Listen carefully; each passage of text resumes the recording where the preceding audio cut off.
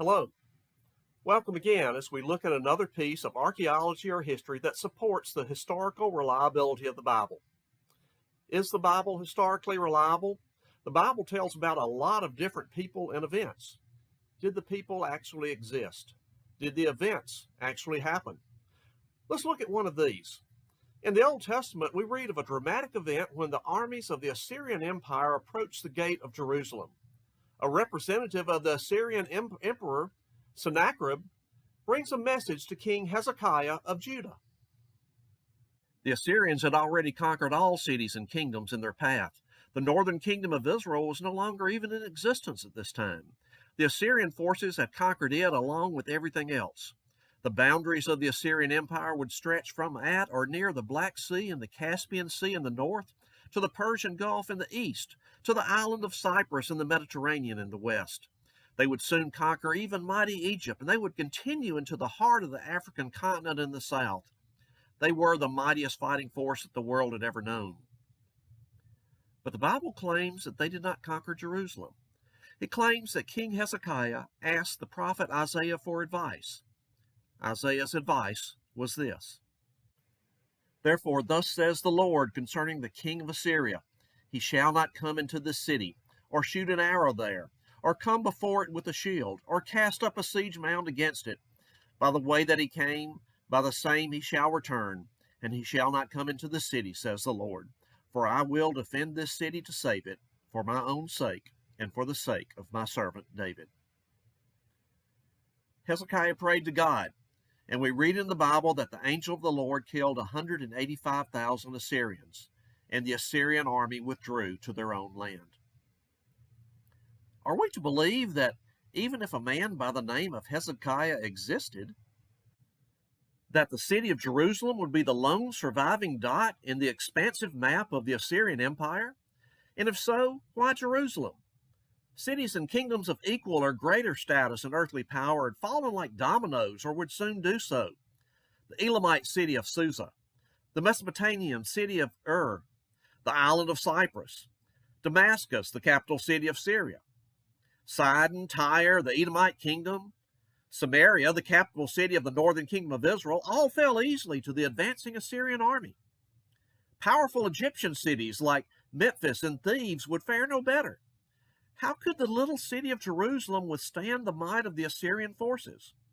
Was it all just an heroic story and myth invented in later years to create a legendary past for the Jewish people? The Assyrians kept records of their conquest. Part of this record is found on what is known by some as the Prism of Sennacherib. There are actually 3 prisms with the same information. The Taylor Prism, the first discovered of the 3, found in 1830 and now housed in the British Museum.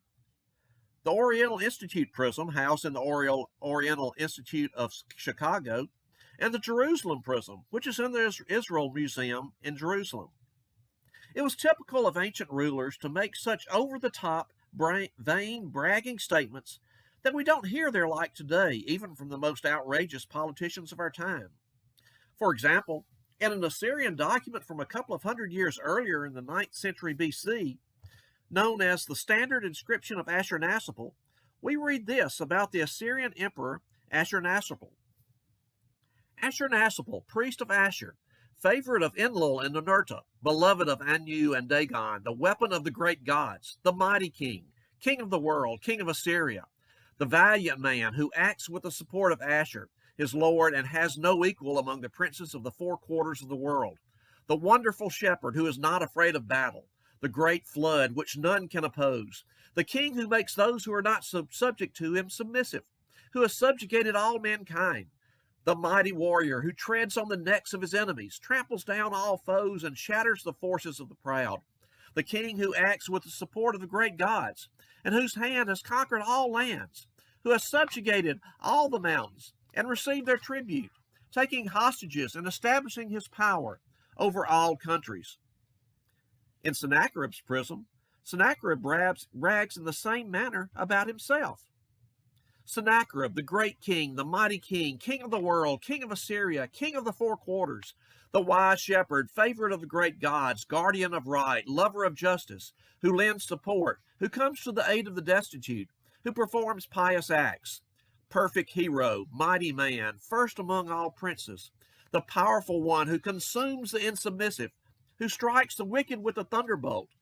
The god Asher, the great mountain, an unrivaled kinship has entrusted to me, and above all those who dwell in palaces, has made powerful my weapons, from the upper sea of the setting sun to the lower sea of the rising sun. He brags also about his military exploits. In Sennacherib's prisms, we find a reference to his campaign against Judah. We also find a reference to the name of the king of Judah, Hezekiah, just as the Bible said. Of the campaign against Judah, Sennacherib says this: "As for Hezekiah the Judahite, who did not submit to my yoke, 46 of his strong walled cities, as well as the small towns in their area, which were without number, by leveling with battering rams, and by bringing up siege engines, and by attacking and storming on foot, by mines, tunnels, and breaches, I besieged and took them. 200,150 people, great and small, male and female, horses, mules, asses, camels, cattle, and sheep without number, I brought away from them and counted as spoil. Hezekiah himself, like a caged bird, I shut up in Jerusalem, his royal city. His cities which I had despoiled, I cut off from his land. As for Hezekiah, the terrifying splendor of my majesty overcame him." But in all of the bragging, perhaps the most important thing isn't what he said, but what he didn't say. He didn't say that he conquered Jerusalem, because he didn't. He couldn't just come out and say that this small city in the heart of his empire remained unconquered, so he put the best spin on it that he could. The Babylonians, the Greeks, and the Egyptians were apparently aware that something unusual happened at the gates of Jerusalem. The Babylonian historian Barossa said that God sent a pestilential distemper upon the Assyrians, killing many of them. The Greek historian Herodotus said that the Egyptians tried to claim credit for the repulsing of the Assyrian armies for one of their gods, saying that he sent a swarm of field mice into the Assyrian camp a bit farther south, and the mice ate the bowstrings of the Assyrian soldiers, causing them to retreat defenseless with great loss. But one of the problems with the Egyptians trying to claim credit for one of their gods is that the Assyrian forces came back and conquered both Upper and Lower Egypt, while Jerusalem remained unconquered, a small dot in the vast Assyrian Empire. King Esakaya actually was an historical figure. He existed, not only in the pages of the Bible, but also in the military records of the Assyrians, and his prayer to God was answered. And Hezekiah prayed to the Lord, "O Lord of hosts, God of Israel, who art enthroned above the cherubim, thou art the God, thou alone, of all the kingdoms of the earth. Thou hast made heaven and earth. Incline thy ear, O Lord, and hear. Open thy eyes, O Lord, and see, and hear all the words of Sennacherib, which he has sent to mock the living God. Of a truth, O Lord, the kings of Assyria have laid waste all the nations in their lands, and have cast their gods into the fire. For they were no gods, but the work of men's hands, wood and stone. Therefore they were destroyed. So now, O Lord our God, save us from his hand, that all the kingdoms of the earth may know that thou alone art the Lord." Elements of the seemingly improbable story in the Bible of a small town in the heart of the Assyrian Empire prevailing against the overwhelming might of the Assyrian onslaught have been confirmed by the historical record. The remarkable was indeed true and did indeed happen. I hope that you'll join us again next week as we continue to look at evidences of the historical reliability of the Bible.